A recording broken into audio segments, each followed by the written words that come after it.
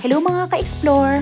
Para sa video natin today ay pumunta tayo sa vegan upang i-treat ang mga bata bago magpasukan. Dahil nga summer na summer pa, tamang-tama ang pagpunta namin dito sa Mira Hills 1 Ilocosur Water Park. 5 minutes away lang sila from Calle Crisologo. At kakabukas nila noong March 2026. Sa ngayon ay wala pa silang accommodation at nag-o-offer pa lang ng day and night tour. Meron nga silang 4 na malalaking slides. May malaki silang kiddie pool at meron din silang lazy river at wave pool. Sigurado akong mag-e-enjoy lahat ng miyembro ng pamilya.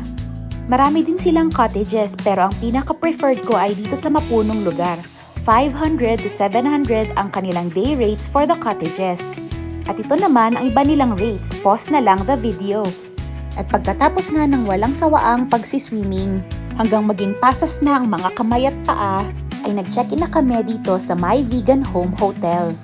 Ang location nito ay smack center sa Calle Crisologo. Malapit din ito sa plaza kung saan pwede kang magrenta ng mga kalesa.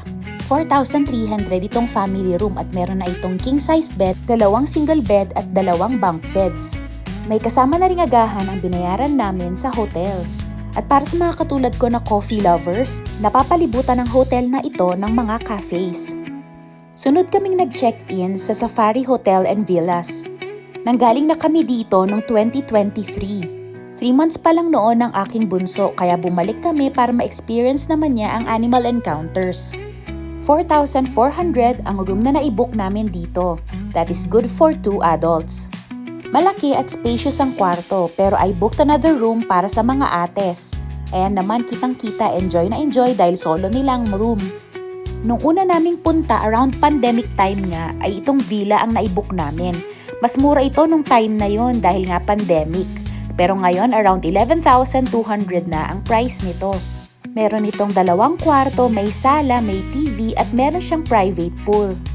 Para sa visit namin ngayon ay enjoy na lang namin ang kanilang napakalaking public pool.